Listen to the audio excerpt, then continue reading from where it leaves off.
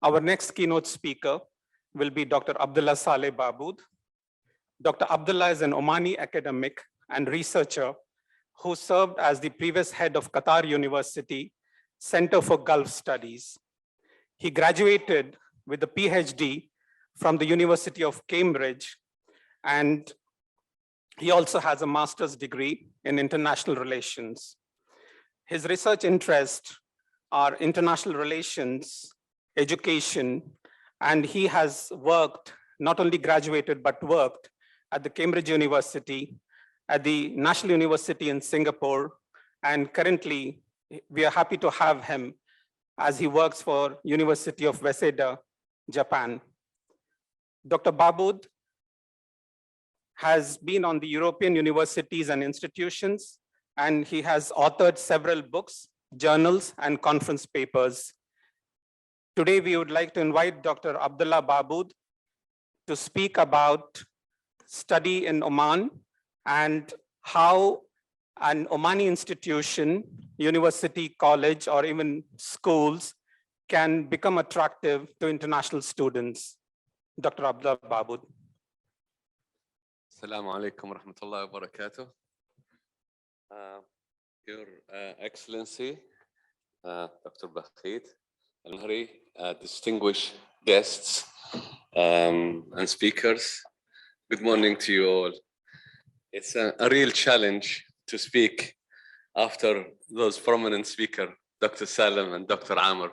I very much enjoyed your presentations, and thank you very much for those thoughts and your insights. So I have been asked to speak about how to study in Oman, and I'm the wrong person to be speaking about that, simply because I hardly studied in Oman. I left Oman when I was very young. I was 10 years old when I left Oman, grade 5, and I've been a lost soul since then, studying and working abroad. But maybe they asked me to speak about studying in Oman so that to see it from the outside, to reflect from the outside, and perhaps they wanted to have a different opinion about studying in Oman. But before I speak about studying in Oman, let me just say one or two things about future skills. And I agree with the previous presentations and speakers that the future is not only here. The future is with us, but the future is in our hands. What we plan today is going to be our future tomorrow. And the skills that we teach today in the universities are going to be the skills that our next generation will be able to use in their future jobs. And let me just look around and see that many of you have studied well, went to university, succeeded, and got your degrees. But how many of you work on the same topic or subject that your qualification says that you have gained? For example, we see engineers working in finance, lawyers working in marketing, and so on. So not only that, but how many of you with a degree, especially the young generation I can see in the back, how many of you with your degree and your very, very important piece of paper that you worked very hard have managed to get jobs? And why? Why didn't you manage to get jobs? Is it, of course, there is economic recession globally. Of course, there is fall in the oil price and the affecting the Gulf states economy. Of course, there is COVID, but there is more to it. Your degree and the 3 or 4 years that you have worked in the college or the university doesn't match the skills that are needed today. And this is what this event is trying to address, is the skills for the future. Because those courses that you have done in the universities, they have been designed about 20, 30 years ago, and then hardly changed or updated. People, teachers like me, come and get the syllabus and they reuse them. And they continue to do so. And they teach you things that have been outdated in many ways. To give you an example, my daughter was asked to come and teach cybersecurity at Sultan Qaboos University. My daughter is Amr's sister, elder sister. So she went there and they gave her the syllabus. And she couldn't believe herself when she read the syllabus that were taught to our students in Sultan Qaboos University. They were outdated. They don't even teach them at international universities. So she wanted to give up straight away. I'm not going to teach this. This is crazy. I can't do it.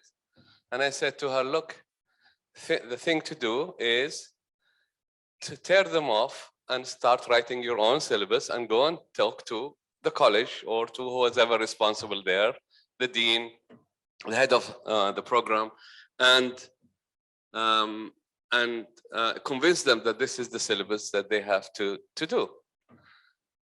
This is not just an example of Sultan Qaboos University. It's an example across universities across the world. I have worked in different universities, as Sadaq had mentioned, and I have seen this. And faculty and teachers are overwhelmed. They work very hard. It's the worst job to choose for your career, to be an academic, because you really have to work much harder than others. And you have to publish. And they say publish or perish, as it were. So what I'm trying to say here is that the world is changing, as has been heard before. And the technology is here with us now, as you've also heard, and how the technology is changing our lives. But this change, because of this technology, is making that change pace much quicker than what we can think. And we, as academics, in whatever discipline, haven't been able to keep up with technology. And we haven't been able to master it and to make it more innovative. We're only trying to catch up and use it in one way or the other. And we are still teaching our young generations things that we have designed 20, 30 years ago, but still using, but maybe improved by adding technology into it. But that is not the university of the future.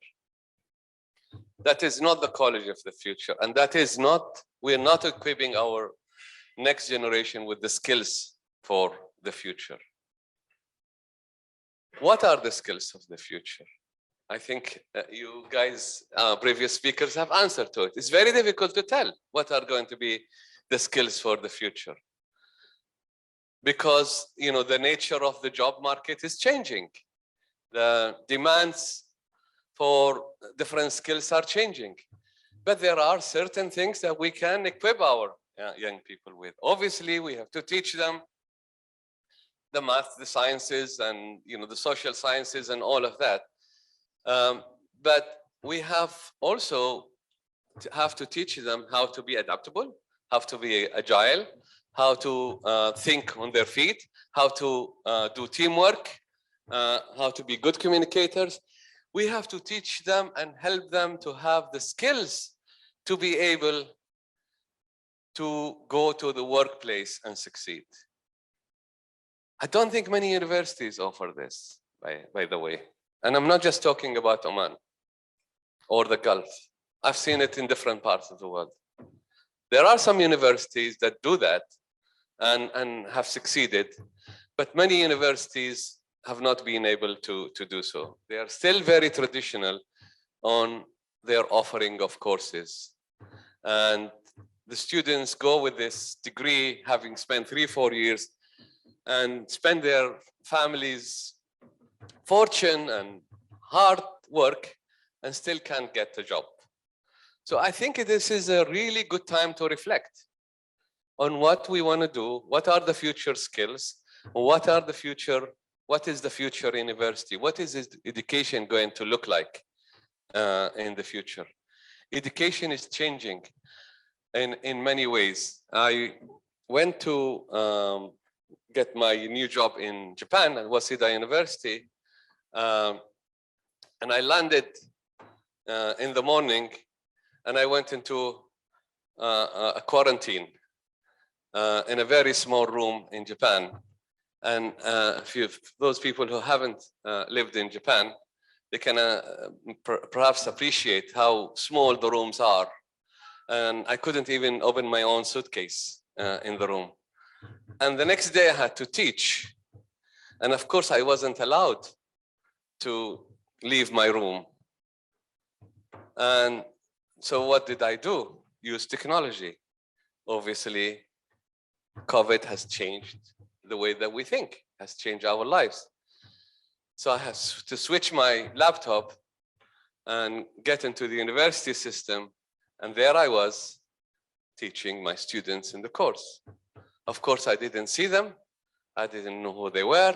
I can't even remember their names. I can't even pronounce some of their names because they're so difficult.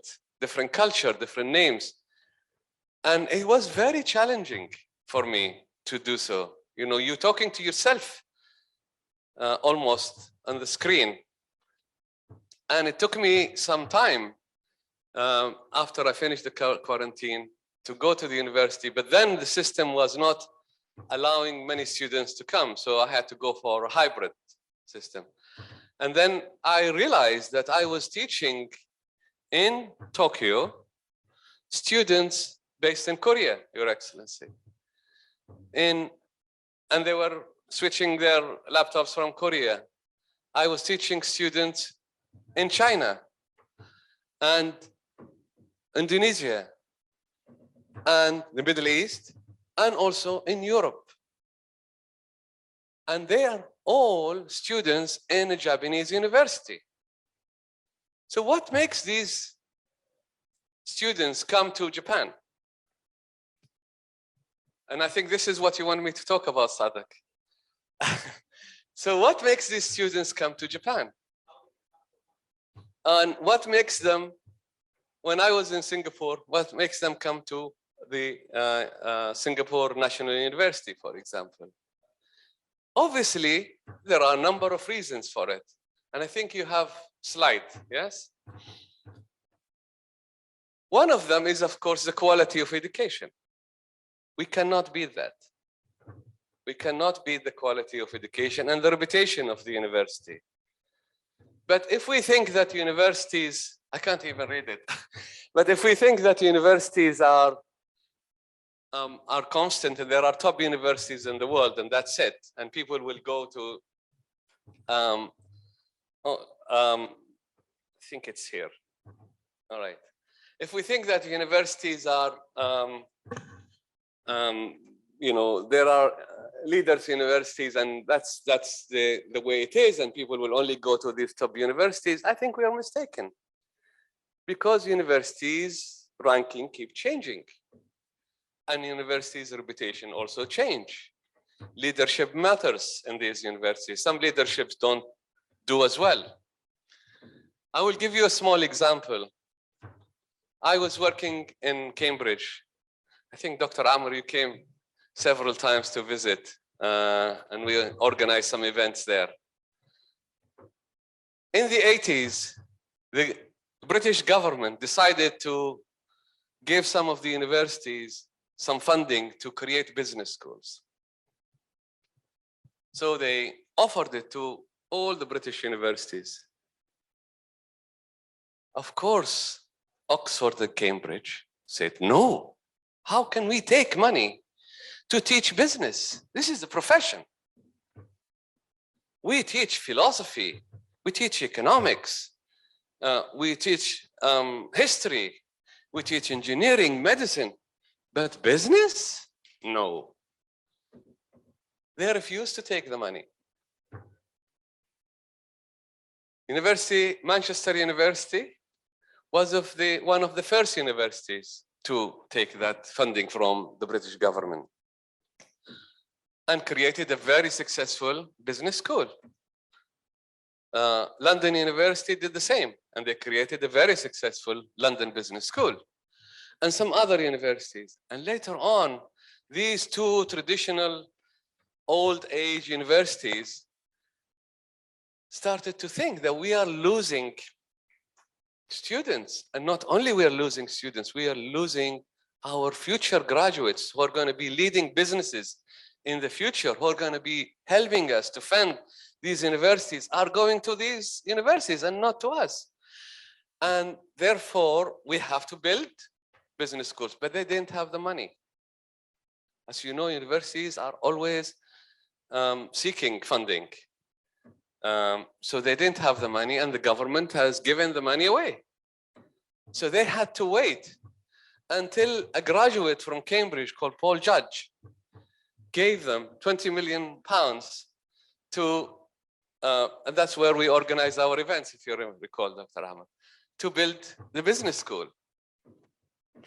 And he was a very successful young man who graduated from Cambridge and did well in South Africa. And they called the school after him. It's called the Judge Business School. Oxford had to wait as well until someone called Said Tawfiq, originally Arab, came with the money and offered it to University of Oxford, and they called it Said Business School. How many people here in Oman can dream of donating money to one of the universities here? And will the law and the system allow for this school or program to be called after their names? It's not happening. It will not happen because our system has not changed, has not evolved to be able to take that into consideration. I am sure there are people who want to support that, but we don't have it yet in Oman. Any university, and the future of universities, we said, is changing. COVID has really made us think now what is going to happen. Is the traditional university with its buildings and so on is going to be the norm? People now can be in their own hometown and learn and get a degree from universities abroad. So what is this going to happen to the way education is developing? All of these questions need to be addressed. The skills that we teach, the topics that we teach, the curriculum that we have decided, that we have designed 20, 30 years ago needs to be changed. The programs, the offering, etc., needs to be changed. And it needs to be changed now. We cannot wait if we want to be ahead of the game. When I was working in the University of Singapore, Singapore is a very small country, as you know. I was always told that they used to tell me, Abdullah, we have to be ahead of the curve all the time. We cannot, for a moment, relax. We have to be ahead of everybody. And therefore, we have to be innovative in what we offer and what we do. And of course, you can see what the National University of Singapore is doing and how successful it has been. And they have developed almost the same time as our countries in the Middle East. But look at their universities in Singapore. Of course, talking about Korea is another successful example.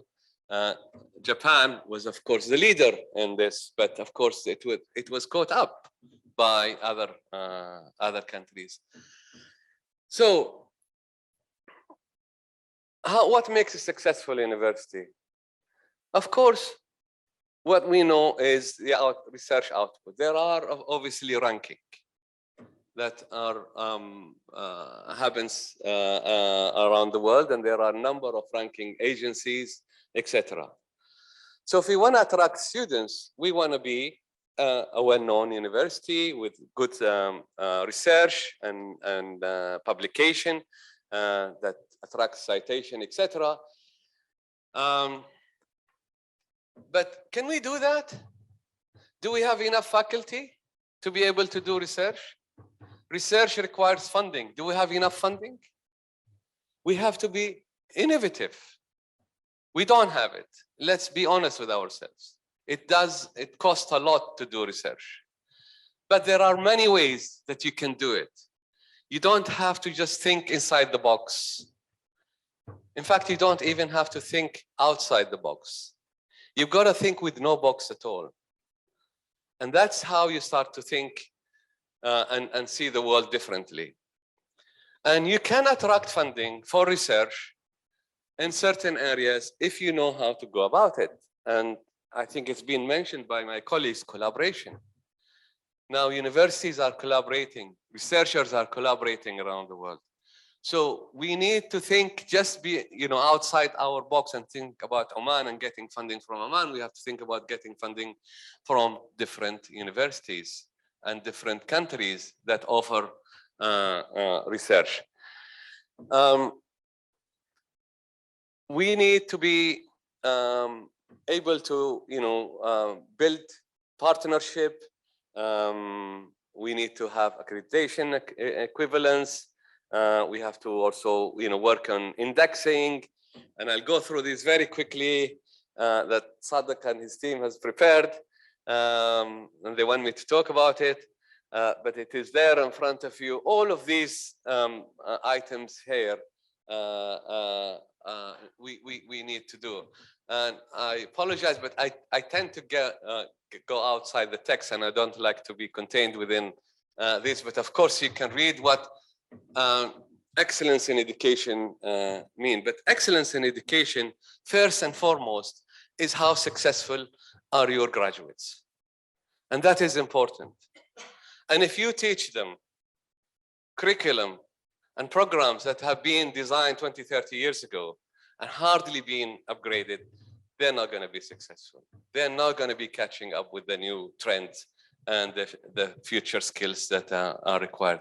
And you cannot teach them all the future skills as well, as you know, because who knows what the future skills are going to be.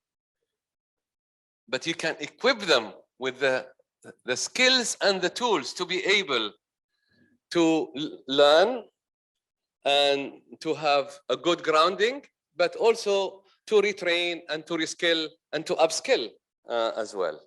And that is needed badly here. We tend to just teach students in the Middle East by rote memorizing, or just trying to remember a few things, and that's it, and not to think on themselves, on their own feet, and to be able to develop their own critical thinking and analytical thinking. We have to help the students to be free, to think outside the box, to think with no box. We have to grade them. The way that we create the syllabus and the way that we create the programs is something that is really important, because that is what you are teaching to the students. Also, what will attract students to come to Oman? Why should I, living in India or in a neighboring country, come to Oman? I don't think there are many good reasons. Yes, you agree? I disagree. I think there are some good reasons. People now are looking for different experiences. Even if you are born in the United States or Europe, you want to go and learn somewhere else. You want to have a different experience. I keep telling my children, go and study anywhere in the world, learn different language, learn different skills, and different cultures. So yes, on the face of it, yes, not many people want to come to Oman because we don't have high-ranking universities. But people don't just look for high-ranking universities. There are other reasons that people want to go and study abroad. Like, for example, you know, as I said, the experience, the offering. And if our universities are still offering the traditional programs and the traditional degrees, you're not going to attract many people. You need to offer some new, unique, niche programs. And this is where the universities start to think. When I was in Qatar universities, one of the things we decided to do, and I come from a social sciences, not like my colleagues from natural sciences, is to offer, I have an international relations degree, but I also have a business administration, master's and master's in international relations as well. And my background is business. So we wanted to offer international relations degree, a master's and a PhD. But how are we going to compete with the rest of the world? If you want to do international relations, you don't want to come to Oman or Qatar or the UAE or anywhere. You know, there are top universities that do that. So we offer Gulf Studies. It's a very unique program, a very niche program.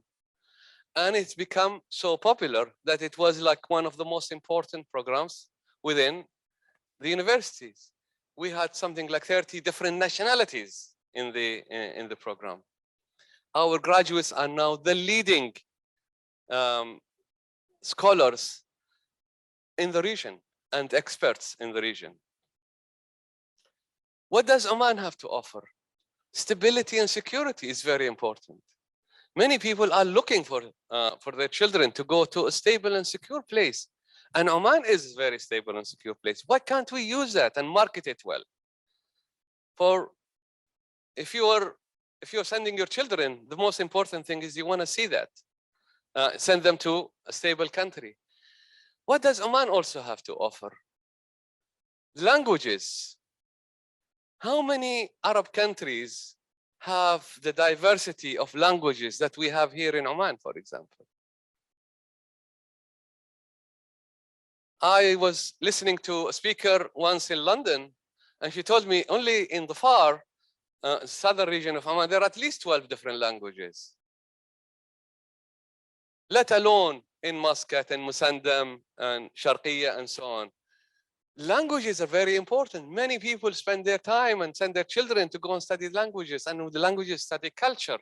And why do you want these people to come? Because you want them to also learn your culture. You want them, this is a soft power that you have. And talking about soft power, when the crisis happened in Qatar, for example, during the Gulf crisis, the graduates from that program were speaking in different conferences around the world, giving Qatar's viewpoint. And those are not Qataris. And I went to different conferences and I saw these young people, our graduates, speaking about the Gulf crisis and so on, and giving a very neutral, if you like, opinion. But yet they're understanding it from the Qatar point of view because they lived in Qatar and they have a soft spot. So you have a soft power that you can use. What can you also benefit from students coming here? You benefit, of course, financially. When you bring in people, when you bring in students to the country, it's much more important than tourism in a way. Because tourists will come for a week, 10 days, maybe more or less. But these students are going to be here at least for 2 to 3 years, 4, 5 years, maybe more. You also attract talent because some of these students who come and studied here, they may decide to stay and work in the country. And why not? If they are good talents and they can create wealth for themselves and for the others, why not? Countries like the United States, like the UK, have changed their laws and regulations to be able to attract students. Even in Japan, which is one of the most restrictive countries in terms of immigration, they have started to change their laws. We gotta be outside the box. You cannot take education and you cannot take universities and degrees and policies of attracting young people to Oman in isolation. It has to be related to the general policies in the country, the general plan. It's not going to be easy. I know how difficult it is in any country, and especially here, as you know. You know, we have entrenched systems, we have bureaucracy, like other countries as well. And if you're talking about bureaucracies, come to Japan. I'll show you what it means. It's much, much, much more than what you ever expected, and Excellency would know. But you can still work around it. And so what you need to do is you want to work on your comparative advantage. We have some comparative advantage. For example, you know, there are other specialties that we can offer, not only in social science, but even in natural sciences. I'm just thinking aloud now, but maybe the study of the deserts or the oceans, desalination, for example. We are the first country to have a Middle East desalination center. Exactly. All these alternative energies and sustainable energies that we can do.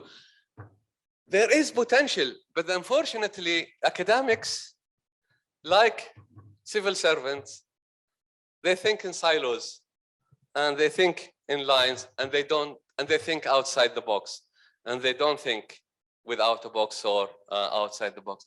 So what we need to do, there's a lot of work, and I can spend the whole day talking about what we need to do. And I think what we need to do is to have some kind of an advisory board for the ministry, for the education system, for the whole sector, as it were. And that advisory board, I know that GHEDEX is trying to do so. And we all have to work towards it. And GHEDEX is, of course, a private company that works in education and technology and know-how. But they need your support. And I think it is important that some of you who think that this is something that we need to do in the future can join this education consultancy or advisory board to advise what kind of events that we can do. Advisory board, research centers, research think tanks are very important. People in government, people in policy making, they don't have time to think even. They don't have time to read. And therefore, it is the advisory boards who are young people like yourselves and established people who have a little bit more time. And there are researchers who can join and build, you know, think tanks and policy bodies. Unfortunately, we don't have many of those in Oman, but we need to think outside the box, and we start to do ourselves. The government is doing what it can, but the civil society needs to do more. You are the civil society, one way or the other, and we can't just sit there and wait for the government to do so. Governments around the world are totally inefficient. Sorry to say that, but that is, you know, it's a global thing. Governments are totally inefficient. And if you expect that governments are just going to go there and, you know, be the nanny state and deliver everything to you, don't wait for that. Civil societies have to work with the government, have to support the government, have to also direct the government, have to push the government in certain direction. And governments are responsive because they want the best for the country. They want peace, they want prosperity, etc. So it is also up to you, up to us, all of us, to work together to do something. And this advisory board is just one small step towards creating a think tank or creating a policy body that can help the education system. And this is not the only one. You can do many of those think tanks and policy making or policy advising bodies in the country. I think, Sadiq, you're looking at me, and I think everybody is ready to go for lunch or a break. So I have taken a lot of your time, but I try to give you a little bit of my own experience. I didn't prepare for this, but Sadiq asked me to talk about studying in Oman and also how to join this advisory board. And I hope I have made something useful. Thank you very much, all of you. Good to see you. Thank you so much, Dr. Abdullah Baabood, professor at the Waseda University, Japan. There's a lot to learn from Omani academic professionals going abroad, like Dr. Rawaz, Dr. Baabood, and there are many more. We couldn't bring all of them on the stage. And this is the potential of developing the education economy. And I hope Oman, for what it has achieved in 20 years since I've seen GHEDEX and the development of the universities, can continue towards the direction of study in Oman. And I did have privilege to study in Strathclyde in Glasgow. I cannot imagine what the Glasgow economy will be without the universities there. It will not function. So we hope in our lifetime we can see Oman become something like Glasgow. It's just my personal example.